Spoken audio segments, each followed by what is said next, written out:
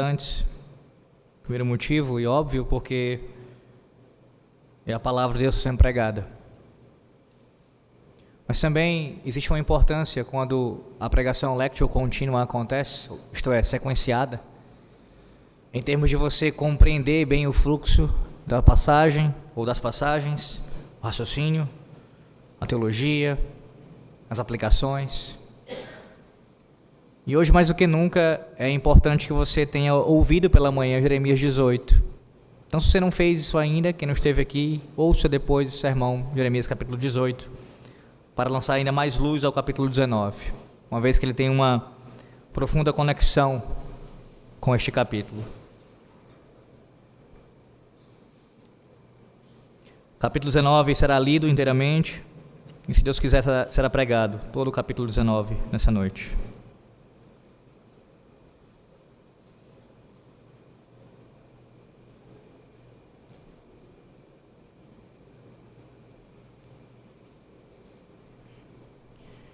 Jeremias capítulo 19, assim diz a palavra do Senhor Deus.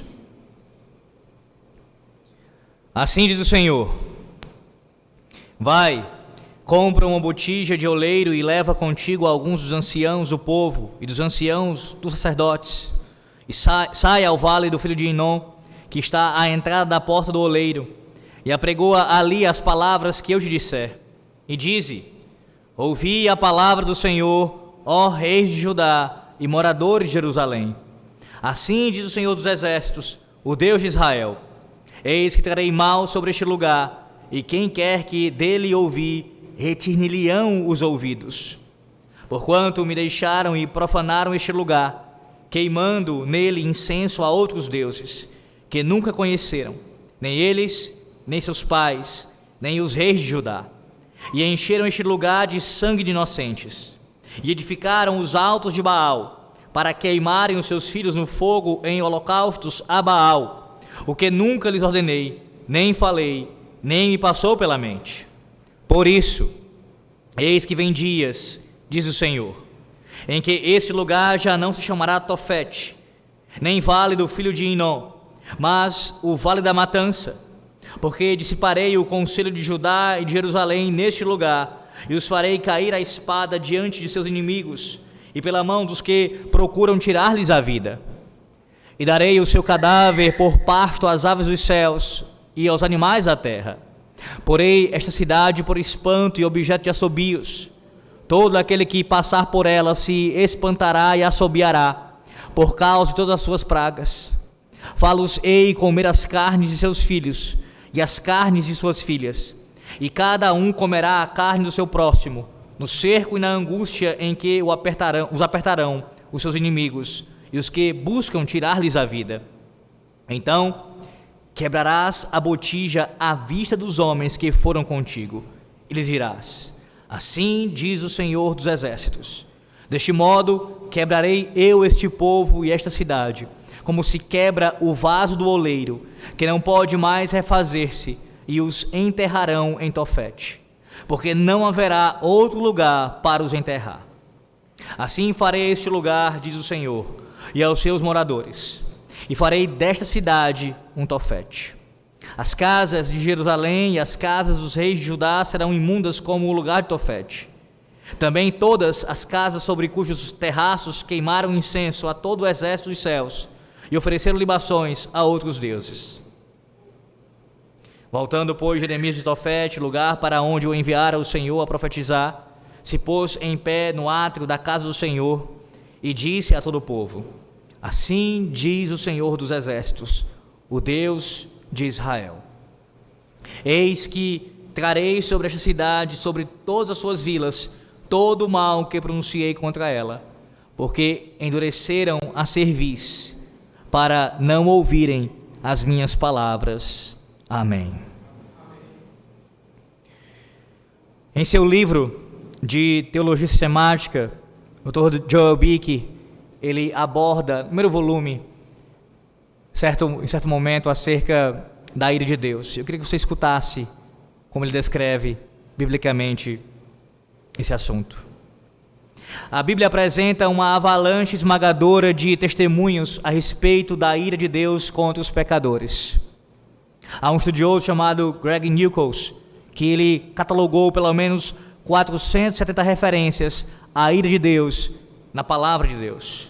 Embora as palavras hebraicas para raiva apontem para respostas fisiológicas a estímulos ofensivos, a ira de Deus ela é espiritual. Seu santo ódio ou sua afetuosa vontade de punir todos os que transgridem a sua lei. A ira de Deus arde contra aqueles que violam sua lei, mas não é apenas uma consequência legal e impessoal. Pelo contrário, a fúria de Deus, como vemos lá em Levítico 26, contra as violações da aliança, é muito pessoal e relacional. O texto diz lá em Levítico 26, se rejeitardes os meus estatutos e a vossa alma se aborrecer dos meus juízos, a ponto de não cumprir todos os meus mandamentos, então a minha alma se aborrecerá de vós. Minha alma aqui não é uma indicação de que Deus tenha uma alma, nem é tecnicamente um antropomorfismo, mas uma expressão hebraica para a pessoa que está falando, eu odiarei. Sim, o Deus justo ama a justiça e odeia o pecado, como diz o Salmo 11, no versículo 5 ao versículo 7. A ira de Deus é sua atitude em relação ao pecado, todo pecado e somente pecado. Romanos 1,18, lembre-se disso, diz o texto, a ira de Deus se revela do céu contra toda impiedade e perversão dos homens que detêm a verdade pela injustiça. Sua ira não explode em atos insensatos e perversos de raiva, mas o dia da ira é o dia da revelação do justo juízo de Deus, que retribuirá a cada um segundo o seu procedimento. Embora Deus esteja irado todos os dias, como diz o Salmo 7, verso 11, Ele espera pacientemente para exercer essa ira em sua plenitude no dia da indignação, como diz Sofonias 1,15 e Isaías 13,9. Até lá, os pecadores vivos têm a oportunidade de se arrepender, fugir para Cristo pela fé e escapar da ira vindoura. A ira de Deus é a ira do Deus vivo, poderosa além de nossa compreensão, e ninguém pode permanecer diante dela. Vemos os efeitos impressionantes da ira feroz de Deus na destruição catastrófica de Sodoma e Gomorra e nas terríveis pragas que o Senhor enviou ao Egito. No Antigo Testamento, a ira divina é um fogo flamejante de energia sobrenatural. No Novo Testamento, o fogo se torna uma das principais imagens do castigo eterno dos inimigos de Deus. É um quadro assustador e a realidade será aterrorizante, pois quem pode suportar um fogo devorador que nunca termina? Não devemos diluir o forte remédio dessa doutrina para torná-la mais palatável à nossa mente ou coração. Esse é o caminho para o liberalismo e a incredulidade. A severidade da ira de Deus anda de mãos dadas com a doçura de sua bondade, como diz capítulo 1, versículos 6 e 7, Romanos 11, 22. Não devemos acusar Deus de crueldade. É apenas o mal, guarde isso, é apenas o mal de nossos pecados que faz com que a sua ira seja tão severa. Essa é uma descrição, ainda que breve, mas muito profunda, um panorama geral sobre a ira do Senhor nosso Deus. E nós temos ouvido, meus irmãos, sermão após sermão, você sabe muito bem disso, que esse primeiro bloco de Jeremias, que vai ainda até o capítulo 29 ali, é muito focado nessa questão do juízo do Senhor Deus sobre o seu povo, e de como também Ele castiga as nações. E esse capítulo 19 é mais uma demonstração vívida disso. Na verdade, é um dos capítulos mais contundentes quanto a esse assunto. Essa noite nós aprenderemos mais uma vez sobre a ira do Senhor nosso Deus. De forma mais específica, nós ouviremos que, como um grande oleiro soberano, Yahvé derrama sua ira justa, gloriosa e temível sobre seus vasos de barro, mas também ele providencia o único caminho pelo qual podemos escapar de sua ira, a saber, o Senhor Jesus Cristo. Vou repetir. Como um grande oleiro soberano, Yahvé derrama a sua ira justa, gloriosa e temível sobre os seus vasos de barro, mas ele também providencia o único caminho pelo qual nós podemos escapar dessa ira, através do seu Filho, através do nosso Redentor, do Senhor Jesus Cristo. Veja o texto novamente, capítulo 19, observe aqui o início dele. Na verdade, deixe-me dar um panorama também importante sobre esse capítulo aqui. Há um autor que ele lista algumas coisas de que um oleiro ele precisa para realizar o seu ofício. Ele comentando sobre Jeremias, o livro de Jeremias, especialmente capítulo 18, 19, ele faz um comentário sobre o que um oleiro precisa para realizar o seu ofício. Ele diz assim, associado ao ateliê do oleiro estava o torno do oleiro, um espaço para circular, um forno, um setor para armazenar vasos, um aterro para os refugos e uma fonte de água, fosse uma cisterna ou um riacho. Como um outro autor diz, os oleiros viviam e trabalhavam perto das fontes de barro e onde a água estava disponível. Eles precisavam de muito espaço. Um desses requisitos é especialmente relevante aqui em Jeremias capítulo 19, um aterro para os refugos. Meus irmãos, o capítulo 19 é a história da viagem de Jeremias até o aterro.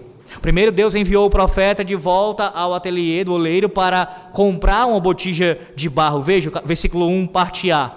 Assim diz o Senhor, vai, compra uma botija de oleiro.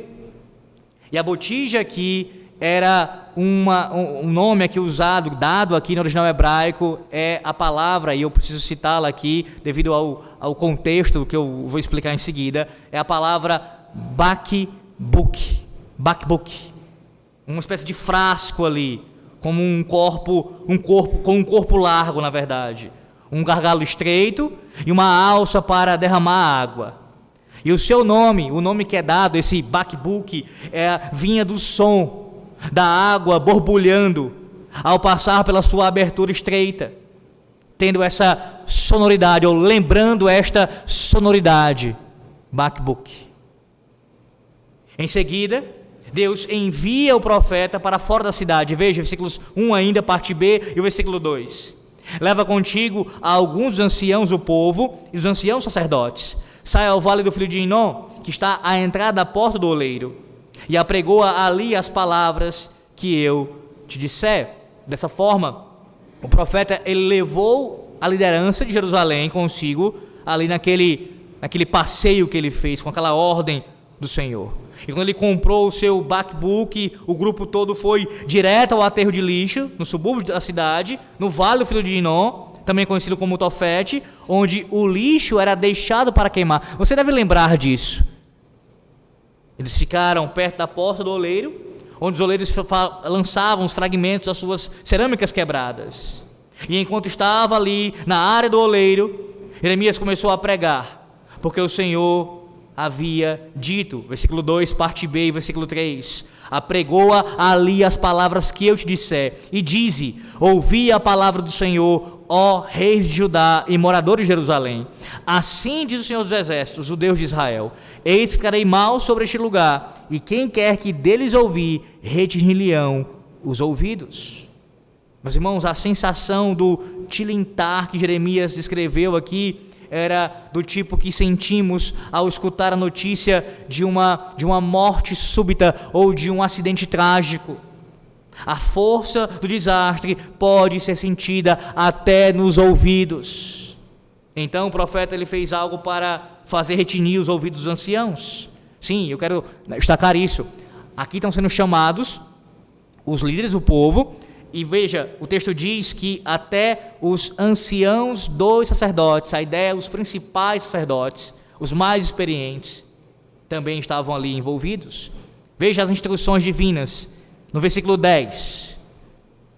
Então quebrarás a botija à vista dos homens que foram contigo. E ali, bem no meio do seu sermão, Jeremias ele deveria jogar a sua nova cerâmica no chão. Versículo 11, parte A. Assim diz o Senhor dos Exércitos: deste modo quebrarei eu este povo e esta cidade, como se quebra o vaso do oleiro, que não pode mais refazer-se. Os anciãos olharam para baixo e viram aquele instrumento, aquele baquebuque de Jeremias quebrado em 1000 pedaços. Meus irmãos, Jeremias 18, que vocês ouviram pela manhã, foi uma profunda lição acerca da soberania de Deus. Aqui, o capítulo 19 é uma lição ainda mais dramática, sim, ainda sobre a soberania, não tenha dúvida, mas com um foco especial na sua ira. A diferença entre as duas lições, por assim dizer, é a mesma diferença entre o barro úmido e a cerâmica quebrada. Ora, o barro ele pode ser remodelado. Enquanto o barro ainda estiver no torno do oleiro, algo pode ser feito dele. Você ouviu pela manhã.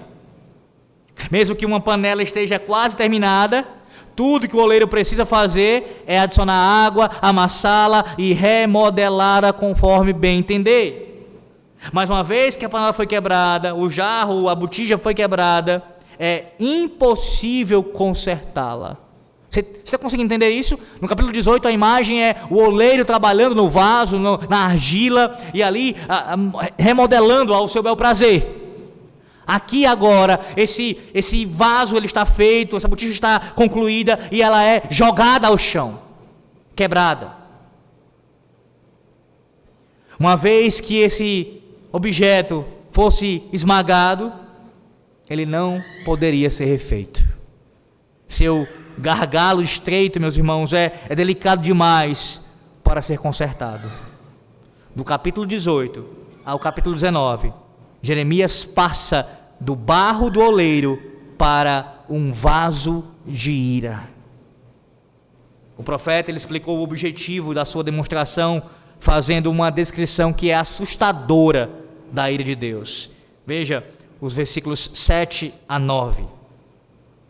Porque dissiparei o conselho de Judá e de Jerusalém neste lugar, e os farei cair a espada diante de seus inimigos, e pela mão dos que procuram tirar-lhes a vida, e darei o seu cadáver por pasto às aves dos céus e aos animais da terra. Porei esta cidade por espanto e objeto de assobios. Todo aquele que passar por ela se espantará e assobiará por causa de todas as suas pragas. A ira do Senhor nosso Deus incluiria a morte pela espada e o sepultamento indecoroso. A cidade seria profanada, um transeunte que passasse por ali iria assobiar, talvez até, alguns até dizem, comentaristas falam uma espécie de grito com relação àquela situação. Quando Jerusalém fosse sitiada e os seus habitantes estivessem morrendo de fome, a ira de Deus incluiria até mesmo, irmãos, pais devorando os seus filhos. Toda a cidade seria destruída, de tal maneira que não haveria espaço para sepultar os seus mortos. Os cadáveres serão expostos. Como vocês têm ouvido, essa mensagem ela está sendo repetida aqui pelo profeta Jeremias. Um juízo terrível da parte do Senhor Deus. Vergonha para o povo, mesmo após a morte, os corpos expostos e animais devorando. Versículos 11 a 13, veja, versículo 11, parte B, ao 13, parte A. Veja o que Deus diz: e os enterrarão em Tofete, porque não haverá outro lugar para os enterrar. Assim farei este lugar, diz o Senhor, e aos seus moradores, e farei desta cidade um Tofete. As casas de Jerusalém e as casas dos reis de Judá serão imundas como o lugar de Tofete. A ideia é que as casas se tornariam como muitas e muitas lascas de cerâmica quebrada. Todas essas coisas terríveis aconteceram, irmãos. Vocês não estão lendo aqui e ouvindo uma história que foi inventada, que ficou na ficção. Não, isso aconteceu, foi profetizado e aconteceu. Até mesmo o canibalismo. como Jeremias mais tarde lamentou, lá em Lamentações, capítulo 4, versículo 10, Lamentações de Jeremias 4, 10. As mãos das mulheres, outrora compassivas, cozeram seus próprios filhos. Estes lhe serviram de alimento na destruição da filha do meu povo. Você consegue imaginar isso? Isso está tão distante da nossa realidade, tão distante. Você cozinhando o seu próprio filho para você comer.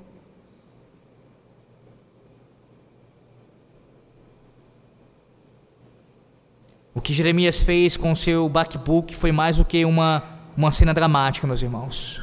Foi um símbolo do juízo que se tornou uma realidade. Esse capítulo também é uma lição prática da ira que será revelada no julgamento final. O julgamento que Deus exerceu sobre Judá, sobre Jerusalém, ele é, sem de forma nenhuma amenizá-lo aqui, mas em comparação ao julgamento final, ele não é nada. Não é nada. O profeta pregou esse sermão enquanto estava no vale do filho de Inom. Você sabe que lugar é esse? Quando você pensa no Novo Testamento, já foi ensinado sobre isso. Deve lembrar. No Novo Testamento, o vale do filho de Inom é chamado de Gueena. Geralmente traduzido como inferno. O objeto quebrado por Jeremias é um símbolo, no local ali onde ele quebrou, um símbolo do inferno reservado para todos os inimigos de Deus no final da história. Esse vaso de ira ensina, meus irmãos, pelo menos 3 lições acerca do juízo de Deus. Pelo menos 3 lições. Primeira, a ira de Deus é justa. Segundo lugar, a ira de Deus, ela é gloriosa. Terceiro lugar, a ira de Deus, ela é temível. Temível. Mas, como veremos, além dessas 3 lições que nós aprenderemos à luz desse texto, nós também somos ensinados pelo Senhor que as boas novas, a mensagem de salvação por meio de Cristo, é o único caminho para escaparmos da ira vindoura. Leia esse texto e ouça mais ainda agora com atenção Jeremias 19, a exposição dele, tendo isso em mente. O julgamento anunciado aqui, o derramar da ira de Deus que de fato aconteceu, aqui é uma sombra, um prenúncio do que Deus fará naquele grande dia, com todos aqueles que rejeitam a sua palavra. Em primeiro lugar, a justiça da ira divina, a justiça da ira divina, ou, colocando de outra forma, a ira de Deus é justa.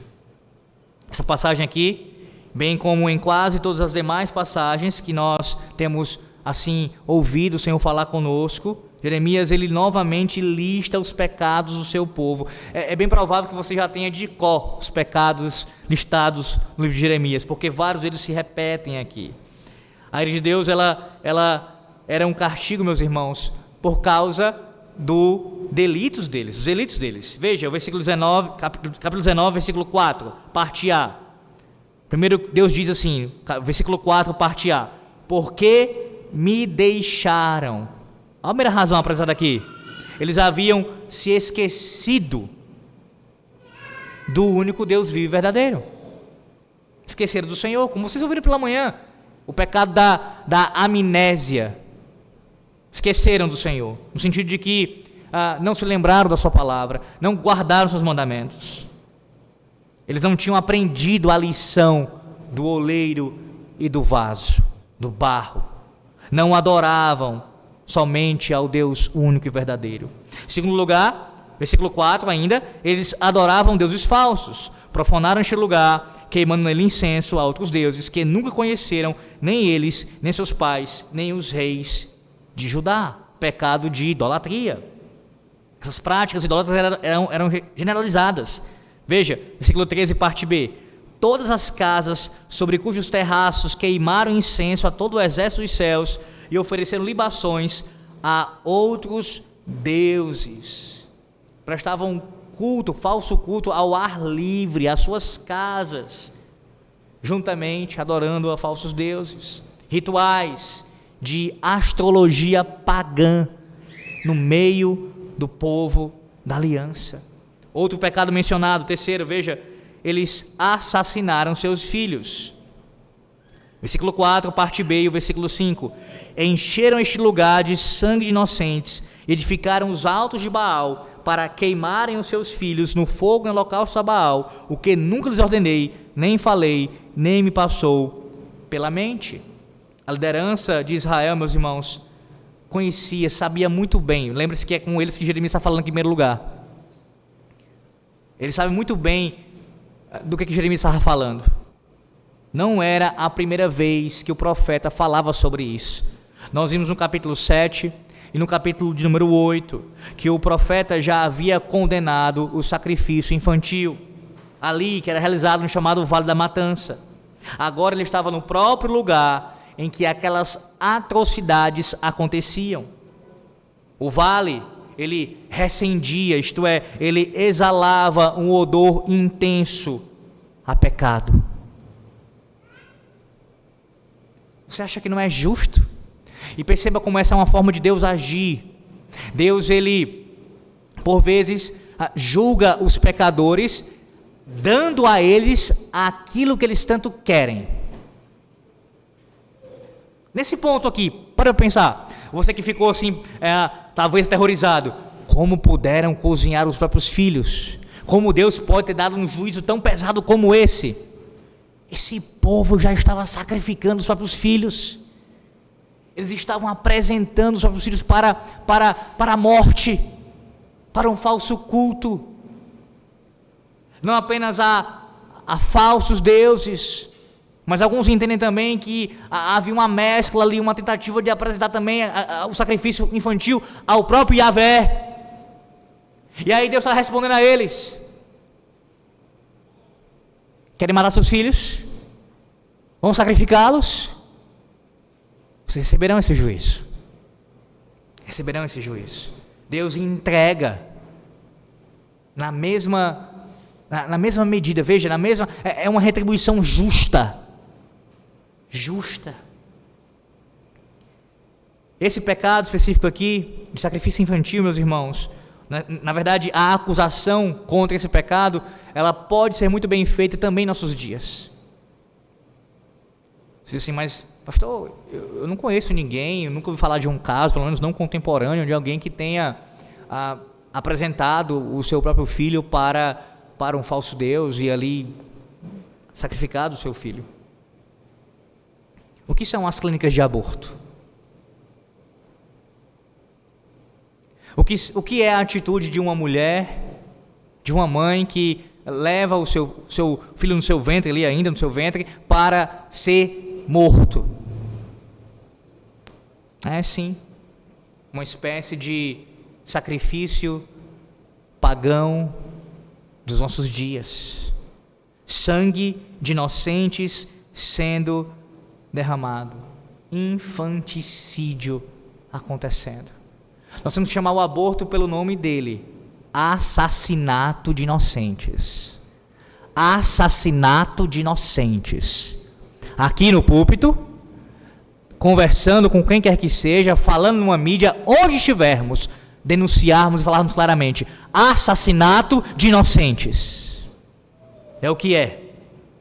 Quebra do sexto mandamento. Uma aberração. Alguém ousar fazer o mal contra o próprio filho, que não pode se defender. Na verdade, meus irmãos, não apenas esse pecado podemos enxergar em nossos dias. Nós também somos culpados por abandonar a Deus, esquecermos dele, seguirmos falsos deuses. Não apenas um Deus, mas dezenas de falsos deuses. Dinheiro, sexo, poder, prazer, comida, beleza, sucesso, conforto, ego. Muitas e muitas falsas divindades. Nós também derramamos de fato o sangue inocente, quando, na verdade, nossa sociedade faz isso, como eu citei, e quando nós não denunciamos isso, somos coniventes, em alguma medida, somos participantes também. Se Jeremias estivesse hoje aqui, vivo, não tem nenhuma dúvida que ele também estaria usado por Deus, condenando essas coisas. A questão principal da mensagem de Jeremias aqui, nesse primeiro momento, é que a justiça de Deus, ou melhor dizendo, que a ira de Deus, ela é justa. E todo pecado, ele merece a ira do Senhor, a sua maldição. Como diz Tiago 2,10, quebrar um único mandamento é o mesmo que quebrar toda a lei de Deus. Basta quebrar um mandamento para nós sermos culpados da quebra de toda a lei de Deus. Mas esses pecados aqui descritos, de forma especial, eles merecem um juízo divino. Pense por um momento nisso. Há algum pecado mais hediondo do que abandonar a Deus? Conhecendo o Senhor, conhecendo a sua revelação, estando em aliança com Ele e abandonar a Deus? Há algum pecado mais grave do que esse? Existe algo mais tolo do que adorar falsos deuses? Alguma coisa mais vil do que assassinar os próprios filhos? Então não tenha dúvida que o castigo de Deus, a sua ira derramada, seria o correto, a aplicação correta para punir cada um desses crimes. Versículo 6 do capítulo 19. Por isso, eis que vem dias, diz o Senhor, em que este lugar já não se chamará Tofete, nem vale do filho de Inom, mas o vale da matança. Aqueles que mataram seus filhos tornaram-se canibais. Aqueles que observaram ritos pagãos em seus terraços tiveram suas casas destruídas. Percebe? O juízo proporcional ao pecado. O que vocês tanto queriam fazer e viver assim, vocês receberão. Por quê, irmãos? Porque Deus é justo. Ele é justo. E sendo justo, Ele não pode deixar de punir o pecado. E puni-lo de maneira exata, perfeita, proporcional, adequada. Caso contrário, Ele seria injusto. Um dos maiores teólogos da América, dos Estados Unidos, para alguns o maior de todos, Jonathan Edwards, ele pregou um sermão chamado A Justiça de Deus na Condenação dos Pecadores. Naquele sermão, meus irmãos, ele argumentou que seria justo se Deus resolvesse destruir todos os pecadores. Da mesma forma como Jeremias 19 descreve aqui para nós, um vaso ali nas mãos e é jogado e quebrado e despedaçado. Se Deus quisesse fazer isso com todos os pecadores, com todos, Ele seria justo.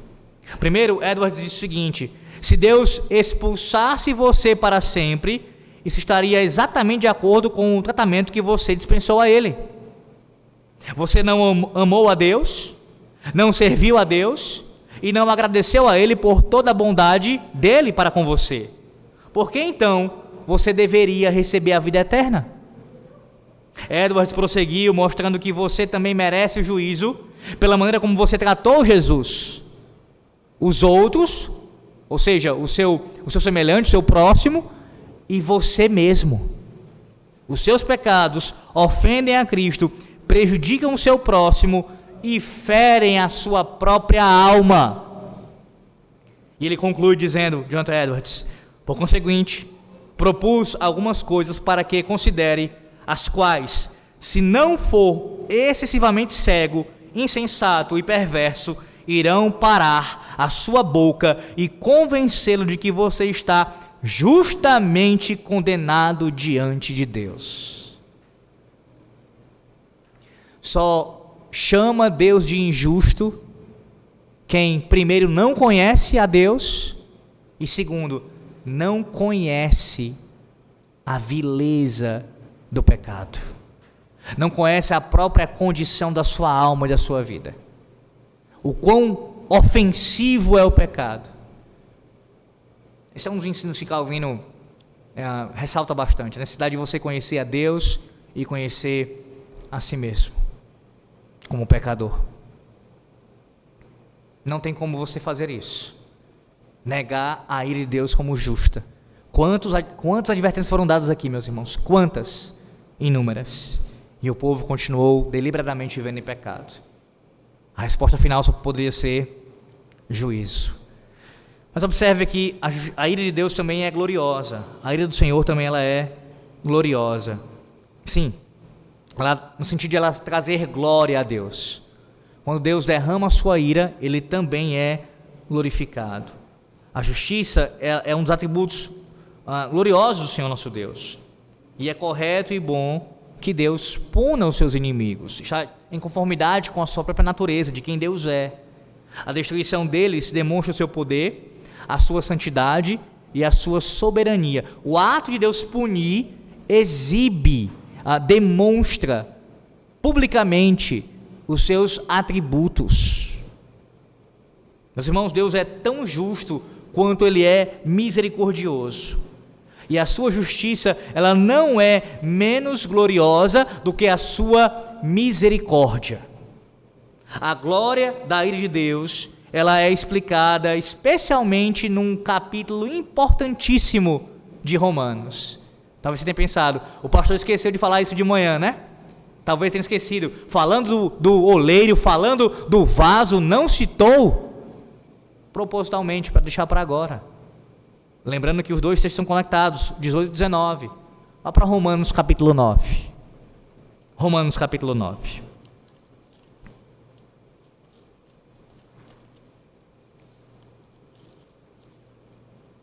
Jeremias 19, ele é suficiente.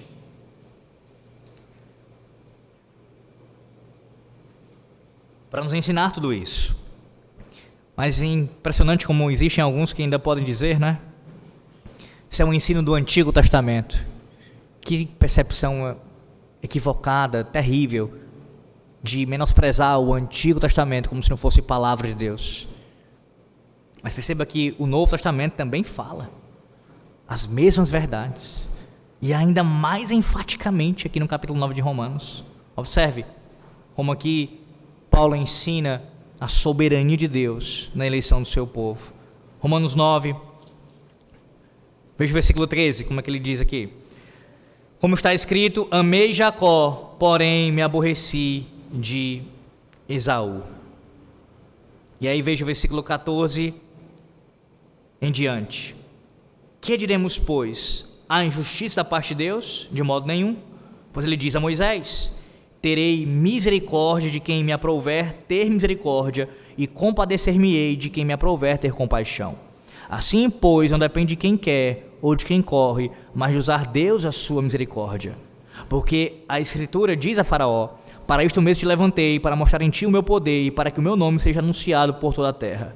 Logo, tem ele misericórdia de quem quer, e também endurece a quem lhe apraz. Tu, porém, me dirás, de que se queixa ele ainda? Pois quem jamais existiu a sua vontade? Quem és tu, ó homem, para discutires com Deus? Porventura pode o objeto perguntar a quem o fez, por que me fizeste assim?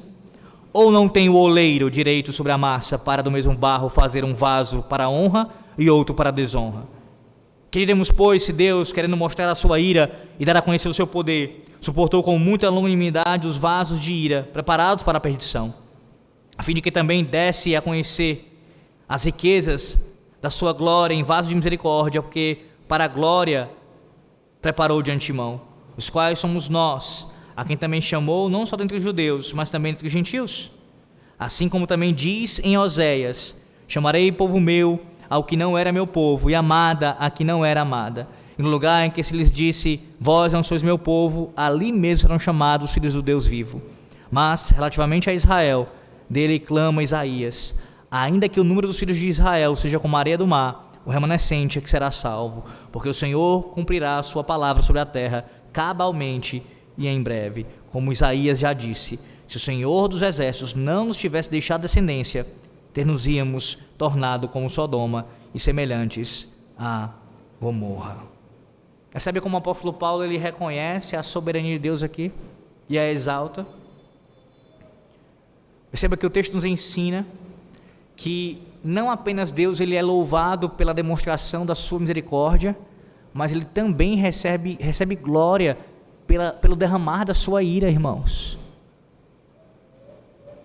Veja, não há nenhum problema de nós desejarmos, na verdade isso se espera de alguém que é nascido de novo, desejarmos a salvação de uma pessoa, de um povo, de uma nação, e orarmos por isso. Deve ser o desejo das nossas almas, para que o Senhor Deus converta corações e Ele glorifique o seu nome, exercendo misericórdia.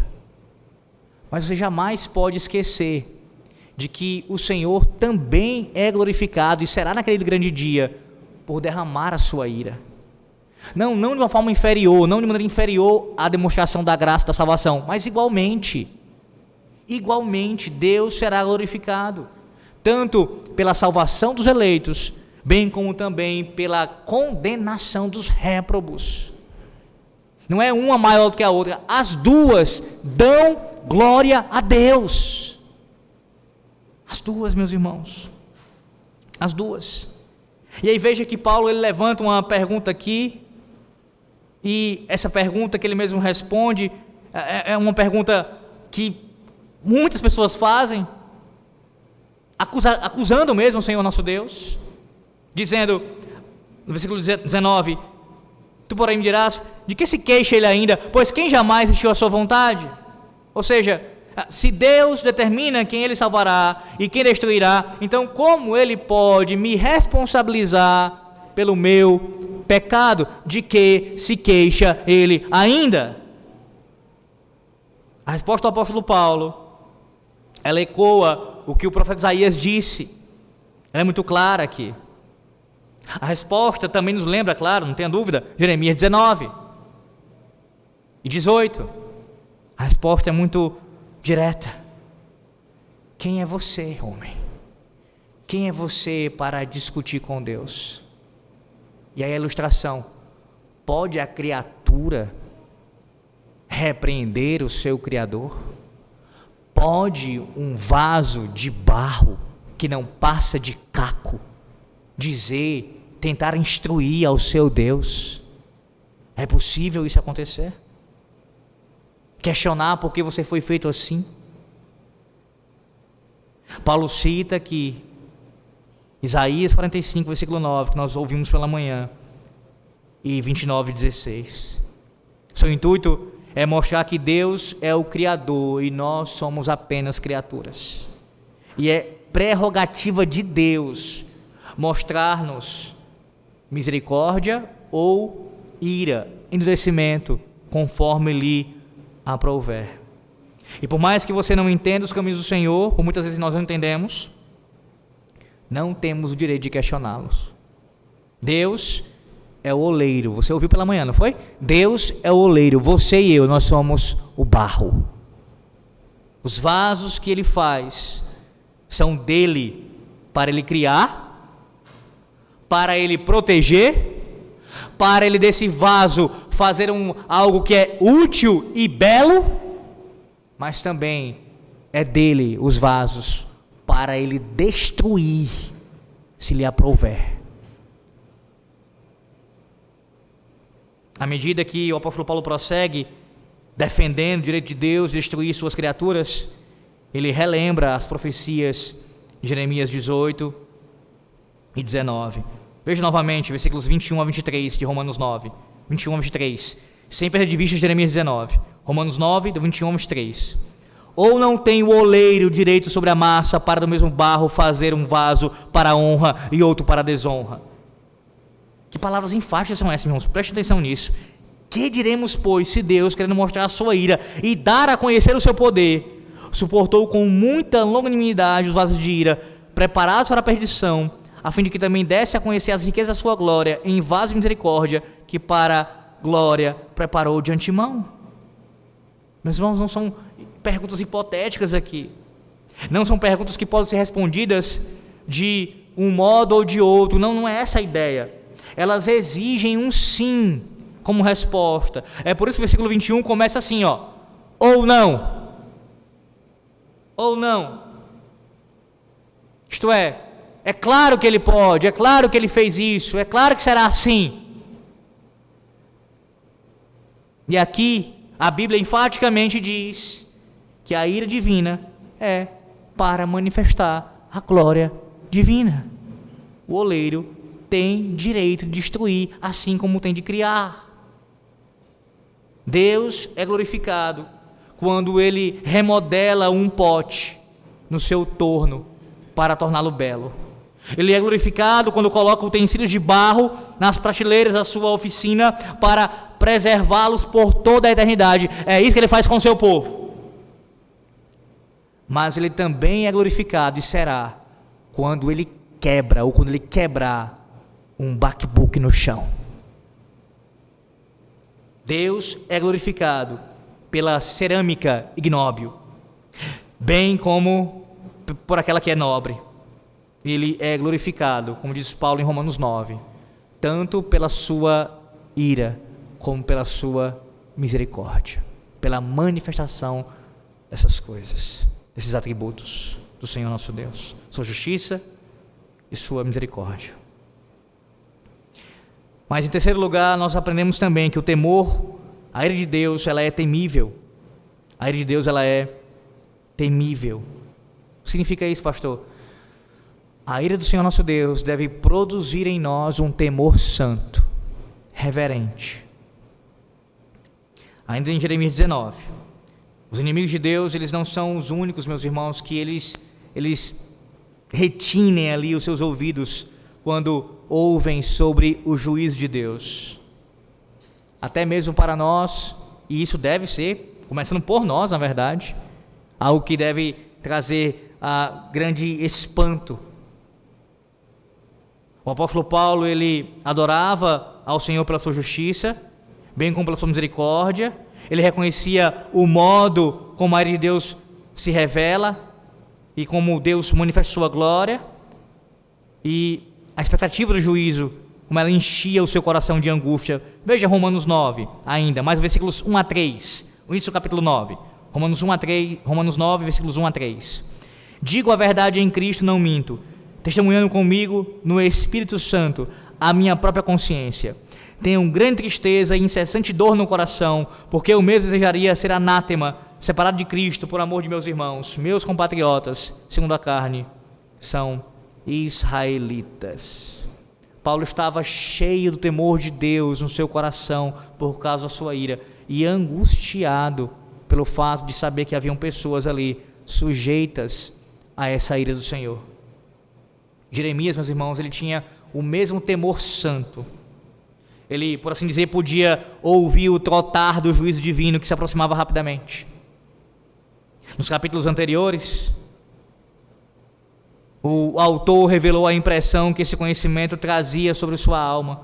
Lá no capítulo 17 de Jeremias, versículo 16, ele diz: tampouco desejei o dia da aflição. Jeremias 17, versículo 16. Essa frase, que é curta, ela fala da experiência do profeta ali naquela expectativa do juízo. Meus irmãos, ele é chamado de profeta chorão, não é à toa. Ele estava triste pela situação do povo e ele não queria que aquilo acontecesse. Ele orou muitas vezes por isso.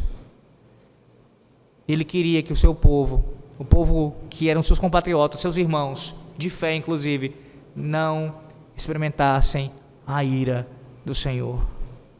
Jeremias não desejava o dia da aflição,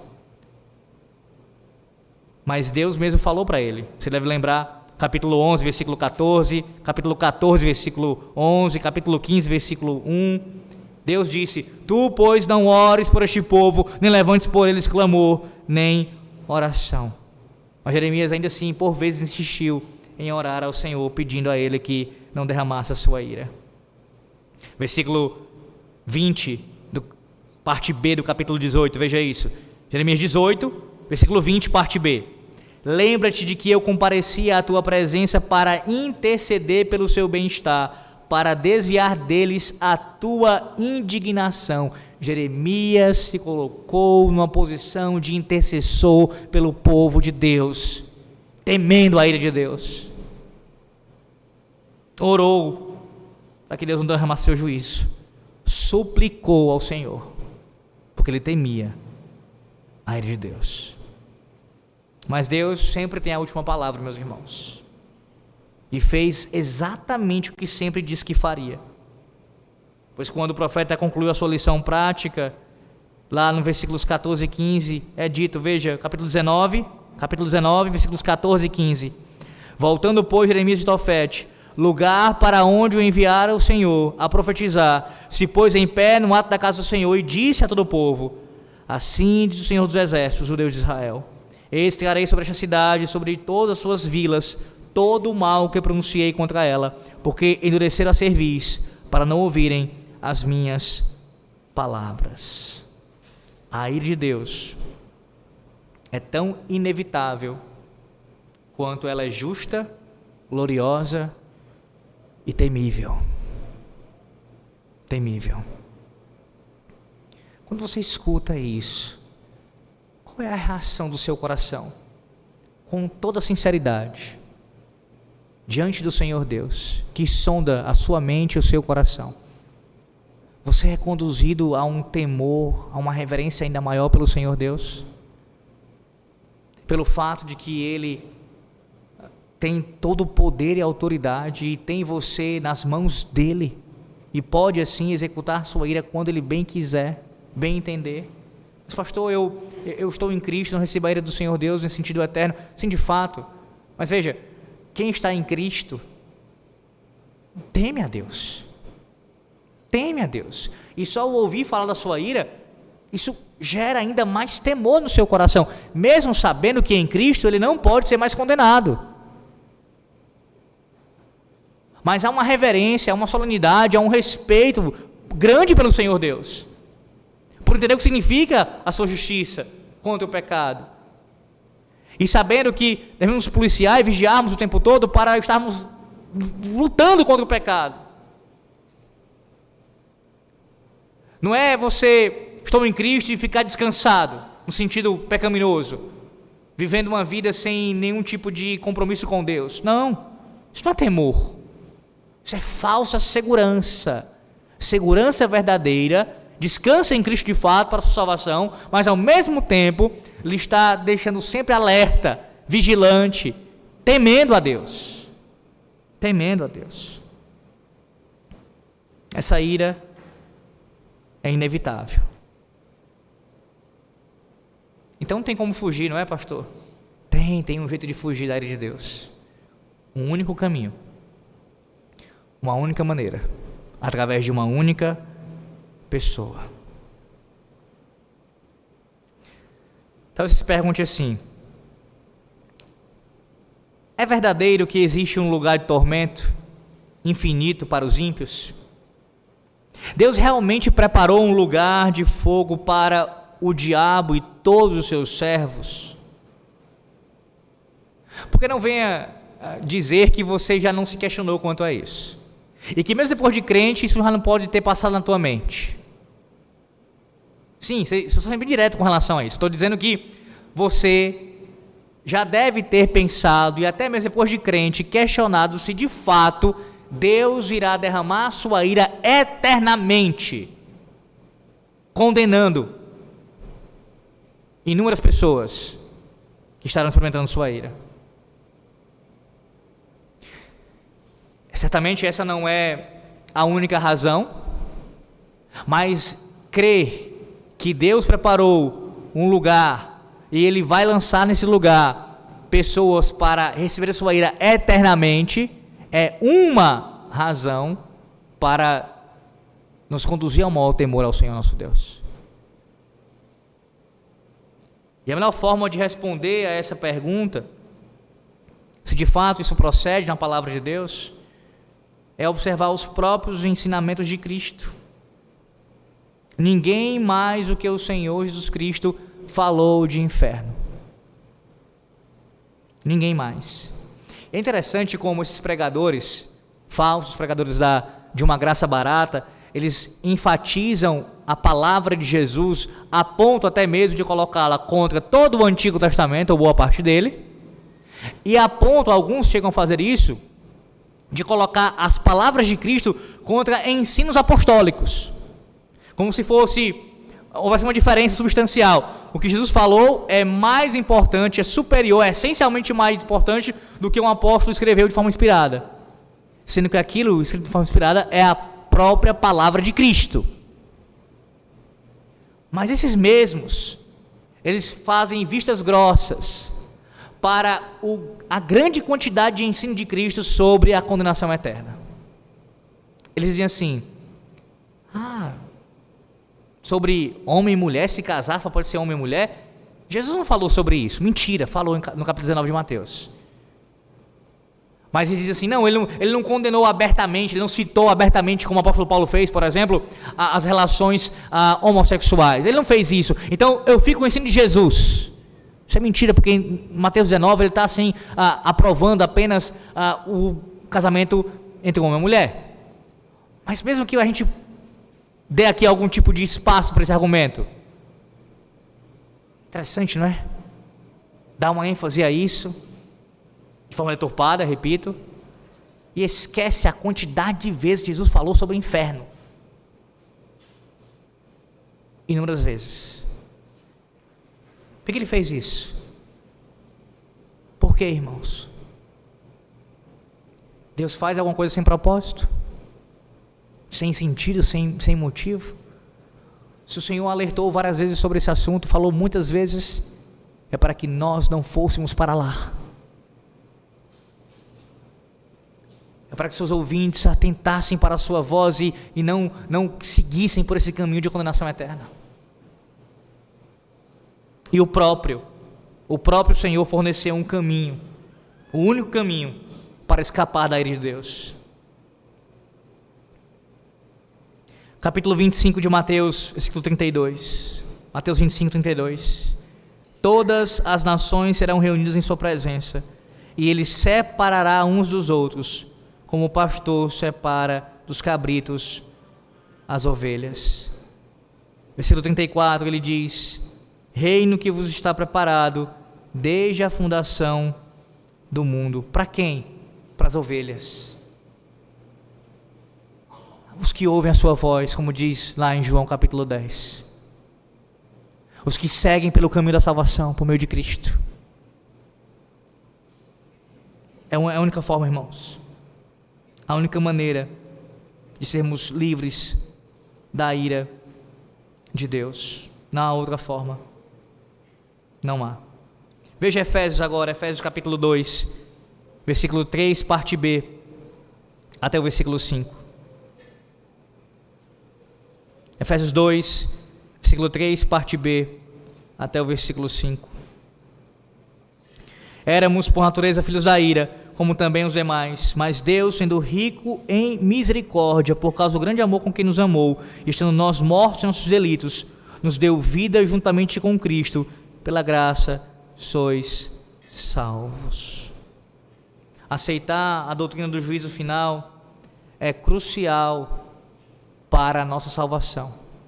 Crer que um dia Deus julgará vivos e mortos e que condenará aqueles que não estão em Cristo para todo sempre no lago de fogo e enxofre é vital para nós.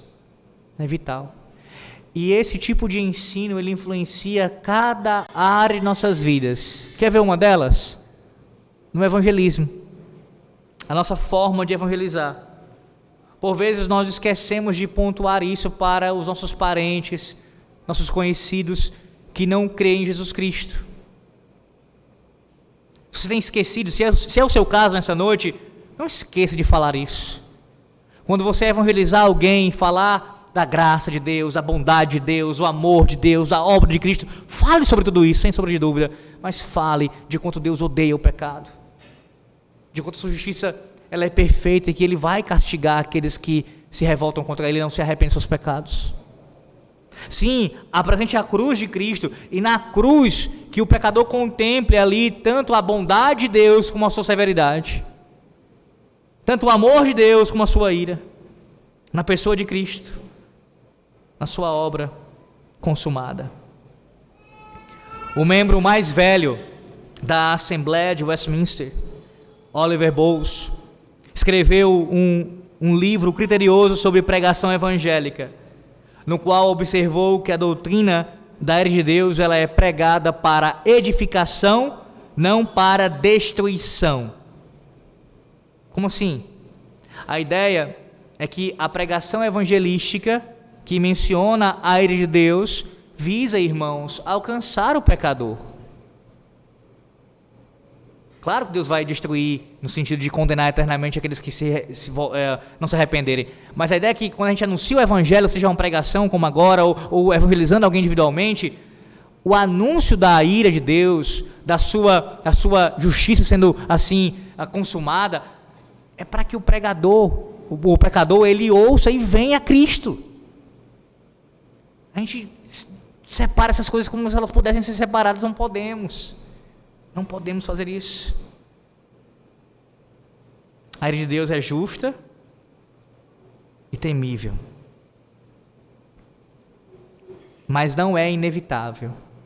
Ô pastor, é uma contradição. O senhor falou há pouco que era inevitável. Inevitável para pecadores impenitentes, inevitável para pecadores que não querem se arrepender. Para estes é inevitável, mas há uma maneira de evitar. O nosso catecismo, na pergunta 153, diz o seguinte, ouça bem, 153, Catecismo Maior de Westminster: o que Deus exige de nós para que possamos escapar da sua ira e maldição, das quais somos dignos por causa da transgressão da lei?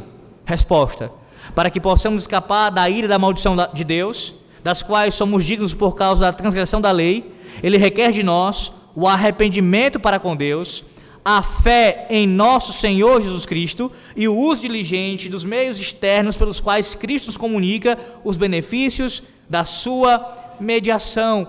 Esse é o caminho: arrependimento de pecados, confissão, fé em Jesus Cristo e perseverar até o fim, usando os meios de graça que Deus nos deu por meio de Cristo. Como escapar da ira? Por meio de Cristo somente. Eu concluo citando John Bunyan, que escreveu uma história belíssima sobre um homem, meus irmãos, que temia tanto a ira de Deus que ele foi correndo para Cristo. No seu famoso livro, O Peregrino, se não leu, eu espero que você faça isso enquanto ainda estiver vivo. Ele diz assim, John Bunyan: nesse sonho eu vi um homem vestido com trapos. Em sua mão segurava um livro e nas costas carregava um fardo pesado. Eu vi quando ele abriu o livro e se pôs a ler, e enquanto lia chorava e tremia. Finalmente, não aguentando mais, começou a clamar em voz alta: oh, que farei? Logo em seguida, sendo que o grande peso que sentia nas costas aumentava cada vez mais, não pôde ficar calado. Resolveu se abrir com a esposa e os filhos. Ele lhes disse: minha querida esposa e vocês, meus amados filhos, estou preocupadíssimo por causa de um peso que estou sentindo. Fui informado que a nossa cidade será queimada com fogo do céu. Naquela hora terrível, eu e você, querida esposa, juntamente com nossos preciosos filhos, teremos um fim lamentável, a não ser que seja encontrado um caminho de escape, o que por enquanto eu não conheço. A esposa e os filhos do homem ficaram muito assustados, não porque acreditassem em suas palavras, mas sim por acreditarem que ele estivesse ficando louco. Aí eu vi um dia, enquanto ele passeava nos campos, que estava lendo o seu livro, sendo que eu ainda não havia encontrado uma solução para seu problema. Clamou como já fizera muitas vezes: o que devo fazer para ser salvo? Ele olhou primeiro para um lado e depois para o outro, como se quisesse fugir de lá correndo. Mas ao invés de correr, ficou parado, pois não sabia para que lado correr. Enquanto eu observava tudo isso, um homem que se chamava Evangelista foi até onde ele estava e perguntou: por que você está chorando? Ele respondeu: meu senhor, pelo livro que estou lendo, vejo que estou condenado à morte, para depois ser julgado. Mas acontece que não estou disposto a morrer e muito menos ser julgado da maneira que estou. O evangelista lhe perguntou: por que você não quer morrer, já que esta vida é tão cheia de problemas?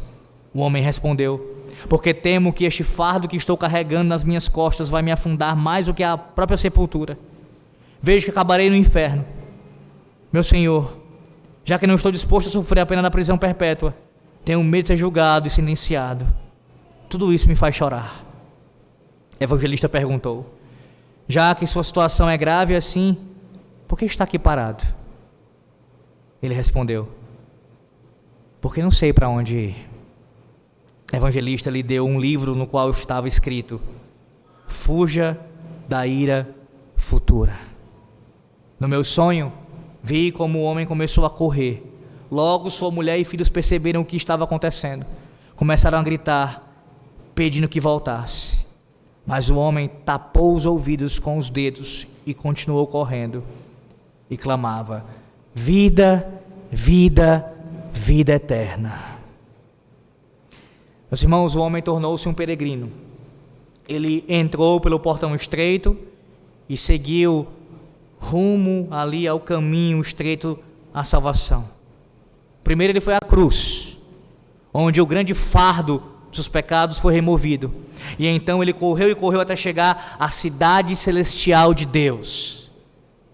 O peregrino, realmente, eu endosso isso aqui, leia, é a história de todo cristão. O cristão começa sua vida numa cidade condenada à destruição, sobrecarregado com os pesos dos seus pecados. Lá ele permanece até que algum evangelista lhes diga para fugir da ira vindoura. E então ele corre com toda a pressa possível para os braços de Cristo. Ele corre para o portão estreito que leva à vida eterna. Corre para a cruz onde pode deixar o peso do pecado. Corre e corre pelo caminho estreito de Deus até chegar à sua glória. E eu quero exortar você nessa noite aqui, encorajá-lo em Cristo, no poder do Espírito Santo. Você que já é um peregrino, você que está já caminhando com Cristo, não pare, não olhe para trás, não volte para trás, não volte para a cidade da destruição, não volte. Caso contrário, você estará correndo um grande risco, um seríssimo risco de se revelar um vaso feito para destruição, um vaso de ira.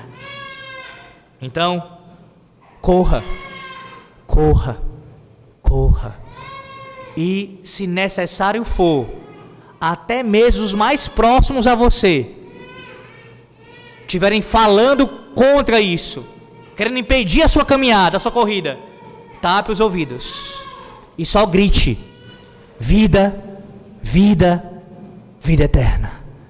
É o que eu quero, com Cristo, para todo sempre. Esse é o caminho, irmãos, o único caminho. Nós ouvimos hoje pela manhã e agora à noite que nós servimos a um Deus que é como um oleiro soberano, que faz o que lhe apraz com seus vasos. E com os vasos de ira, ele derrama sim a sua ira contra eles, que é justa, gloriosa e temível. Mas há uma maneira de fugir disso, correndo para Cristo e nele descansando. Que Deus abençoe o seu povo, fortaleça a sua fé e esteja com você todos os dias, para a glória do nosso Deus. Amém. Oremos. Louvado seja o teu nome, Senhor, por tua palavra. Louvado seja o teu nome. Te exaltamos e bendizemos. Ao mesmo tempo, Senhor, que clamamos a Ti para que os nossos corações sejam cheios de temor ao Senhor, a Tua justiça, a Tua ira. Que também haja em nossas vidas alegria pelo fato de sabermos que o Senhor pune sim os seus inimigos e será exaltado na manifestação da sua ira. Mas ao mesmo tempo, ó Deus, também exaltemos a Ti e sejamos alegres pela misericórdia que nós experimentamos do Senhor, e que possamos anunciar essas doces misericórdias ao mesmo tempo que anunciamos também a justa ira do Senhor aos pecadores por meio do Evangelho. Nos conduz assim, ó Deus. Em nome do Teu Filho nós oramos, em nome de Jesus Cristo. Amém.